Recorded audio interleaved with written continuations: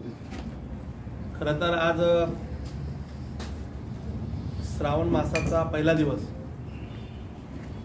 आपल्या माध्यमातून सर्व जिल्हावासियांना श्रावण मासाच्या शुभेच्छा. याचसोबत काल गटारी अमावस्या होती आणि जळगाव जिल्ह्यातील एक राजकारणाची एक वैचारिक गटार सर्वांसमोर ती मांडावी. एकनाथ गणपत खडसे ही एक व्यक्ती नसून एक विकृती आहे. वारंवार एखादी गोष्ट खोटं बोलून रेटून सांगायची, या पद्धतीच्या माध्यमातून पक्ष नेतृत्व, आमदार यांना बदनाम करायचं हा त्यांचा कायमस्वरूपीचा धंदा आहे. ते सगळं मांडण्यासाठी आम्ही इथं सर्वजण एका विचाराने एकत्र आलेलो आहोत. खरं तर एकनाथ खडसे भारतीय जनता पार्टीत असताना ते नेहमी सांगतात की मी 40 वर्षापासून पक्ष वाढवला, पक्ष मी मोठा केला. मुळात भारतीय जनता पार्टी हा एक विचार आहे. या प्रवाहामध्ये अनेक लोक आलेत, अनेक खडसेंसारखे बाजूला सारलेत. हा विचार कोणीही देशात थांबू शकलं नाही. 2 खासदार निवडून आलेल्या या पक्षाची आज देशात व्याप्ती आपण सगळेजण बघताय. मुळात जर तसं बघितलं, एकनाथ खडसेंसारखं नेतृत्व इथं असताना माझा हा देखील सवाल आहे की आपण कायम परिवारासाठी या पक्षाचा वापर केला. पदं आपल्या परिवाराभोवतीच मिळाली. जे काही मिळवलं, जे काही मिळालं पाहिजे ते फक्त मला आणि माझ्या परिवाराला मिळालं पाहिजे. मग जेव्हा जेव्हा पक्षातल्या लोकांनी कुठे वर आवाज काढायचा केला, अमोलदादांनी सांगितलं की हरिभाऊंना कशा पद्धतीने त्रास दिला, संजूभाऊ त्यांचे कथन तुम्हाला सांगतीलच, राजू मामांनी तुम्हाला सांगितलं. 2014ला तत्कालीन त्यावेळेचे भारतीय जनता पार्टीचे उमेदवार त्यांना पाडण्यासाठी प्रयत्न केला. पक्षात असून 19ला मला थांबवण्यासाठी प्रयत्न केला. जिथं जिथं शक्य असेल तिथं तिथं आपण अहंकारी रावणासारखं फक्त लंका माझ्या ताब्यात असली पाहिजे या दृष्टिकोनातून विचार केला आणि आपल्याही विचाराच्या लोकांना थांबवण्याचा तुम्ही कायम प्रयत्न केला आहे. ही वस्तुस्थिती नाकारून चालणार नाही. पक्ष सोडल्यानंतर तुम्हाला ज्यावेळेस असं वाटायला लागलं खडसेंना की मी म्हणजे पक्ष, त्यावेळेस त्यांना खरी किंमत स्वतःलाही कळाली आणि जनतेनेही त्यांना त्यांची किंमत दाखवली. त्यांच्या इथून पक्ष गेल्यानंतर पक्षाला कधीही नुकसान झालं नाही. पक्षाला कायम गिरीश भाऊंच्या माध्यमातून नेतृत्व त्यांनी स्वतःचं सिद्ध केलं. जळगाव महापालिका असेल, धुळे महापालिका असेल, नाशिक महापालिका असेल, जिल्हा परिषदा असतील, विधान परिषदा असेल, गेल्या वेळेची लोकसभा असेल, मागच्या वेळेची विधानसभा असेल, ह्या वेळेची महायुतीतले सगळे इलेक्शन्स असतील, अगदी क्लिअर मॅन्डेट मेजॉरिटी ही नेतृत्वाच्या माध्यमातून मिळाली.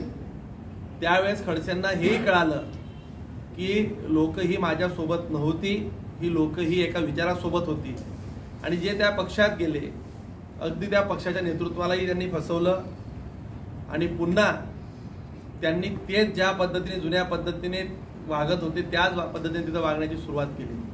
खरं तर एकनाथराव खडसेंचा प्रवेश हा 23 ऑक्टोबर 2020 रोजी झाला. 23 ऑक्टोबर तर आज 25 जुलै 2025 शुक्रवार, म्हणजे जवळजवळ त्या प्रवेशाच्या वेळेस त्यांनी अगदी या देशाचे स्वयंघोषित नेते त्यांच्यासोबत प्रवेश करत असताना सुटा बुटा थाटा माटात मोठी भीमगर्जना केली आणि भाषणात पहिल्या दिवशी सांगितलं की जर तुम्ही मला ईडी लावली तर मी सीडी लावेल. तिथून लोकांनाही वाटलं, त्या नेत्यांनाही वाटलं की यांच्याकडे खूप काही घबाड असेल, काहीतरी असेल. परंतु बघा, त्या गोष्टीला आज जवळपास 5 वर्ष झाली, म्हणजे 57 महिने झाली. आठवड्यात जर सांगायचं झालं तर 248 आठवडे, 1736 दिवस, 41,664 तास त्या घटनेला झालीत. जवळजवळ 24,99,840 मिनिटं त्यांच्या त्या वल्गणीला झाली ना. आजवर कुठली सीडी आली ना काही झालं. फक्त त्यांनी काहीतरी सांगायचं आणि अगदी धादांत खोटं बोलायचं. ज्या वेळेस त्यांना पत्रकारांनी विचारलं की साहेब ती सीडी कुठे, योग्य आल्यावर दाखवेल. माझं आपल्या सगळ्या पत्रकार बांधवांना विनंती आहे, राजकारण निश्चित त्यांनी केलं पाहिजे, ज्यांनी ज्यांना करायचं राजकारण केलं पाहिजे, परंतु राजकारणाची एक गरिमा सांभाळली पाहिजे. त्या प्रफुल्ल लोढांच्या संदर्भात त्यांनी सांगितलं की त्यांनी मला अशा पद्धतीने सांगितलं की माझ्या गाडीमध्ये बसून त्यांनी मला गुलाबी गोष्टी सांगितल्या. आपण कालच म्हटलात की आता तुमचं गुलाबी गोष्टी करण्याचं वय नाही, कदाचित ऐकण्याचं वय असेल, पण आपण त्या लोढाच्या संदर्भात तो व्हिडिओ मी तुम्हाला सगळ्यांना देतो. विजू तो व्हिडिओ लावा, दाखवा माझ्या मोबाईलमध्ये. तो व्हिडिओ तुम्ही पुन्हा ऐका. त्यांनी असं सांगितलं की या प्रफुल्ल लोढाने ज्यावेळेस त्यांच्यावर आरोप केलेत की यांनी ते आरोप गिरीश महाजनांनी केलेले नाही आहेत, ते आरोप प्रफुल्ल लोढांनी यांच्यावर जेव्हा केलेत की तुमच्या मुलाची घटना कशी घडली आहे, त्यावर उत्तर देताना एकनाथ खडसे काय म्हटले की तो बेवडा आहे, तो दारुड्या आहे, त्याच्या आरोपांची काय तथ्यता घेतली पाहिजे, त्याचं काही फार गांभीर्याने घेण्याची गरज नाही, तो मूर्ख माणूस आहे, अशा पद्धतीने त्यांनी सांगितलं. आणि तोच व्यक्ती ज्यावेळेस गिरीश म्हणून आरोप करत होता त्यावेळेस तुम्हाला गोड वाटायला लागलं. असं आहे की आपण जे पेराल खडसे साहेब तेच भोगवतो. कुठेतरी तुम्हाला मनशांतीची गरज आहे. खरं तर तुमचं वय वाढलंय. आम्ही तर कायम परमेश्वराला सांगूच की तुम्हाला परमेश्वराने जास्त आयुष्य दिलं पाहिजे, कारण की तुम्ही नसताना तुमच्या डोळ्यासमोर भारतीय जनता पार्टीचे सगळे कर्तृत्ववान नेते आमदार काम कसं करतात हे बघायलाही कोणी असलं पाहिजे. त्याच्यासाठी आम्ही तुम्हाला चांगलं आयुष्य मिळावं ही तर मागणी करूच. परंतु तुम्ही ज्या वेळेस प्रफुल्ल लोढाच्या संदर्भात असं म्हटलात की त्याने मला गाडीत गुलाबी गोष्टी सांगितल्या, त्याच्याकडे सीडी आहे. तुम्ही राज्याचे विरोधी पक्षनेत्यापासून तर स्वयंघोषित मुख्यमंत्र्याची स्वप्न आपण पाहिली. स्वप्न पाहण्याबद्दल दुमत नाहीये, परंतु एखादा दारुड्या बेवड्या गोष्टी व्यक्ती तुमच्या म्हणण्याप्रमाणे तुम्हाला गाडीत काही सांगतो आणि राज्याचा एवढा मोठा तुम्ही नेता स्वतःला समजतात, ते तुम्ही जाहीरपणे आरोप एखाद्या नेत्यावर करतात. माझा आपल्याला सवाल आहे आणि माझं तुम्हाला सांगणं आहे की तुमच्या संदर्भात देखील तुमच्याच मतदारसंघातला एका व्यक्तीने मला काही गोष्टी येऊन सांगितल्या, त्याची जर मी जाहीर वाच्यता केली तर आपल्याला बाहेर तोंड काढायला जागा राहणार नाही. मी त्या व्यक्तीला तुमच्या समोर जाहीर पत्रकार परिषद देखील आणतो. त्याने मला असं सांगितलं की एकनाथ खडसे हा अतिशय खालच्या स्तराचा विचार करणारा नेता आहे, घरात देखील घेण्याचा लायकीचा हा नेता नाहीये. त्यांनी मला असं सांगितलं, मी यांना अतिशय जवळून पाहतो. 20 वर्षाच्या यांच्या इतिहासात यांनी अनेक लोकांना संपवलं, जवळच्या लोकांना त्रास दिला. हे तर राजकारण त्यांनी केलंच, परंतु व्यक्ती म्हणून ही विकृती आहे. यांनी अनेक महिलांशी अनैतिक संबंध ठेवलेत. मी जबाबदारीने तुम्हाला सांगतोय, जसं तुम्ही लोढांचं सांगतायत की लोढांनी तुम्हाला सांगितलं म्हणून तुम्ही ते आरोप करतायत, तुमच्या विरोधात देखील मला अशाच लोकांनी येऊन सांगितलं आहे अगदी की एकनाथ खडसेंचे देखील अनेक महिलांशी परसंबंध होते. त्या महिला रात्र रात्र यांच्याकडे येऊन राहायच्या, सकाळी सोडायला लोक जायचे. तो बघणारा व्यक्ती असं मला सांगत होता. आता जर मी असे आरोप तुमच्यावर केलेत की एकनाथ खडसे साहेब तुमचे देखील असे अनेक महिलांशी संबंध होते, तर तुम्हाला काय वाटेल? कदाचित ते आरोप तथ्यहीन असतील का असतील किंवा नसतील हा वेगळा प्रश्न आहे, परंतु मी असं विचारात होतो की जोपर्यंत माझ्याजवळ पुरावे नाही तोपर्यंत मी ते मांडलेलेच नको पाहिजे. राज्याचा विधानसभेतला एखादा सदस्य, एखादा मंत्री, माजी मंत्री ज्यावेळेस काही बोलतो त्याच्याजवळ पुरावांचा आधार असला पाहिजे. आपल्याकडे कुठलाही एक पुरावा नसताना आपण वारंवार गिरीश भाऊंच्या चारित्र्याविषयी हनन करतात. माझी आपल्याला या माध्यमातून विनंती आहे, आपण आपल्या स्वतःच्या गावात सांगाल तिथे मी मागे आपल्याला अनेकदा सांगितलं, आपण कुठल्याही मुद्द्यावर, अगदी विकासाच्या मुद्द्यावर सांगा, चारित्र्याच्या मुद्द्यावर सांगा, तुमच्या वैयक्तिक आयुष्याच्या मुद्द्यावर सांगा, तुम्ही करप्शन म्हणतात, कुणी मिळकती जमवल्या, कुठल्याही मुद्द्यावर आपण समोरासमोर यावं. वर्षानुवर्ष आपण असे बिनबुडाचे आरोप करून जनमानसामध्ये भारतीय जनता पार्टीच्या नेत्यांची, गिरीश भाऊंची प्रतिमा मलिन करण्याचा वारंवार जो प्रयत्न करताय हा अतिशय चुकीच्या, लज्जास्पद आणि खालच्या स्तराला जाणार आहे। आम्ही यासाठी ही पत्रकार परिषद घेतली की आपणच सांगितलं की आता आपलं गुलाबी वय राहिलेलं नाही आहे, आपलं नातवंडांसोबत खेळण्या बागण्याचं वय आहे। कदाचित तुम्ही ते गोष्टी विसरला असाल, परंतु तरी देखील वयाच्या उत्तरार्धात आपण काय वागावं, कसं वागावं, कुठे काय बोलावं याचं तारतम्य तुम्हाला असलं पाहिजे होतं। परंतु अनेक आपल्याला आजारांच्या व्याधी असल्यामुळे, आपण अनेक प्रकारचे मेडिसिन घेत असल्यामुळे कदाचित आपला मनावरचा ताबा सुटत असेल असं आम्ही आता गृहीत समजायला लागलो आहे।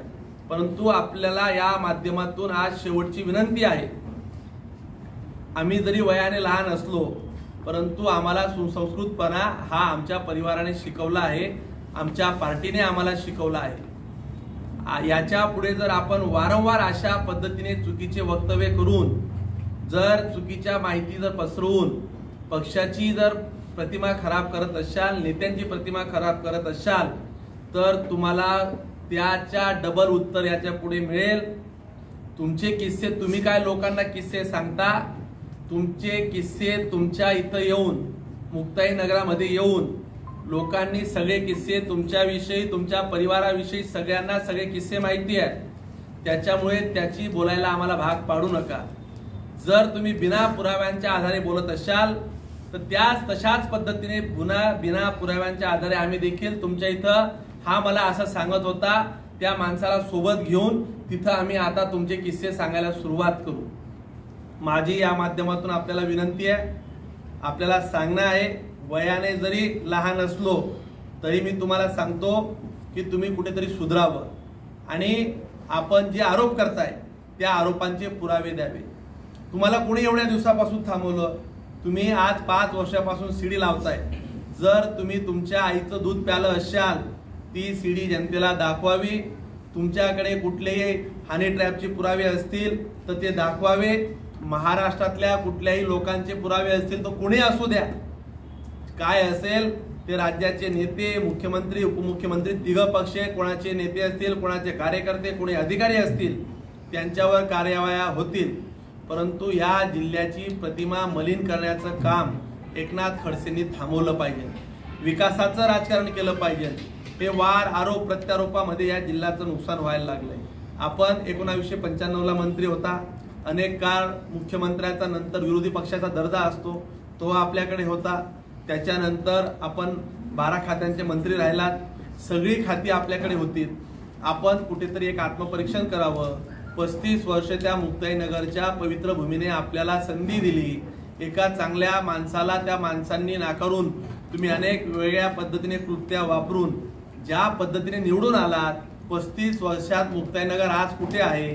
ज्या जिल्ह्याचं तुम्ही तर म्हणता की मी राज्याचं नेतृत्व केलं, परंतु आपण ज्या जिल्ह्यात येत आहेत त्या जिल्ह्यात आपण किती किलोमीटरचे रस्ते केले, किती प्रशासकीय इमारती आणल्यात, किती व्यवस्था उभ्या केल्यात, किती इरिगेशनचे प्रोजेक्ट नुसते मंजूर करून झालेत, किती पूर्ण झालेत, या संदर्भात किती मेडिकल हब आणले। आपल्याकडे एक्साईजची जबाबदारी होती, त्यात आपण काय केलं? आपल्याकडे कृषीची जबाबदारी होती, किती ठिकाणी कृषीचे भवन उभे केलेत, इथं विभागीय कार्यालय केले पाहिजे अशी अनेक वर्षाची मागणी होती, आपण ते किती केलं?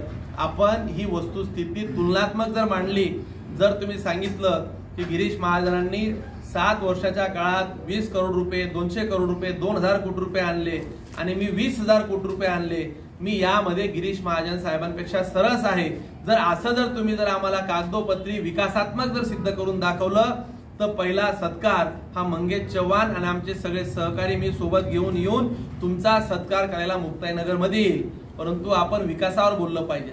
आपण सोयीने राजकारण करता, सोयीने प्रत्येक वेळेस गोष्टी मांडता, भ्रष्टाचाराचे गंभीर आरोप करत असताना फक्त आपल्याला म्हणजे लोकप्रिय सवंगता मिळावी, आपली त्या संदर्भात सांगणाऱ्याची विश्वासार्हता तपासावी।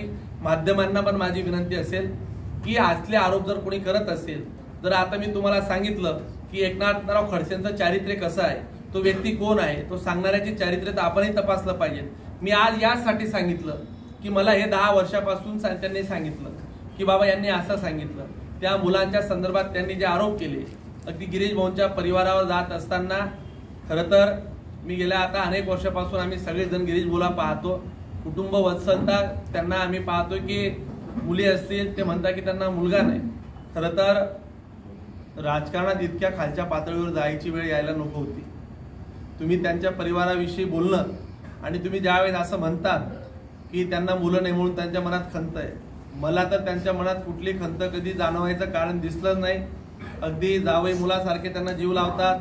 मुली ह्या अगदी प्रेमळ, सगळं आम्ही जवळून पाहतो. कदाचित आता तुमच्या परिवारावर ते बोलणं हे मला शोभत नाही, परंतु वस्तुस्थिती आपण देखील कुठेतरी तपासा. आपल्या मुलाचं वागणं कसं होतं, चाळीसगाव, जळगाव, नाशिक, ठाणं, मुंबईत ते कुठे थांबायचे, कोणासोबत थांबायचे. आपले काही लोकप्रिय अधिकारी होते ज्यांना आता जन्मठेपेची शिक्षा झाली, त्या लोकांसोबत बसणं उठणं कुठे होतं. दुर्दैवाने आपल्याकडे ते लोक उधारे देखील मागायला आल्याची माझ्याजवळ काही विश्वसनीय लोकांनी सांगितली, परंतु तुमच्या परिवाराच्या जो व्यक्ती आज हयात नाही त्यांच्यावर बोलणं मला आज शोभत नाही, म्हणून मला ते आज बोलायचं नाहीये.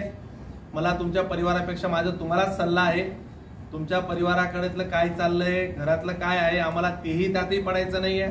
परंतु तुम्ही ज्या पद्धतीने एखाद्या व्यक्तीला, एखाद्या पक्षाच्या नेत्याला आयुष्यातनं उठवण्यासाठी ज्या पद्धतीने प्रयत्न करतात, आजवर तुम्ही अनेक लोकांना राजकीय आयुष्यातनं उठवलं, तुमच्या तालुक्यातल्या अनेक लोकांना राजकीय जीवनातून संपवलं, जिल्ह्यातल्या अनेक मातंबर लोकांना तुम्ही नामोहरण हे लोकांमधून केलं नाही. त्यांच्यावर कुठे कुठे गुन्हे दाखल झाले. माझ्याकडे सगळ्या लोकांची यादी आहे. तुम्ही आजवर खोट्या खोट्या गुन्ह्यांमध्ये अडकवलेले जवळजवळ 85 लोक असे आहेत की ज्यांच्यावर तुमच्या कार्यकाळात गुन्हे दाखल झाले आणि 85 पैकी जवळजवळ 84 लोकांना निर्दोष मुक्तता झाली आहे. त्या 84 लोकांना आपण राजकीय आयुष्यातनं उठवण्याचं पाप आपण केलं आहे.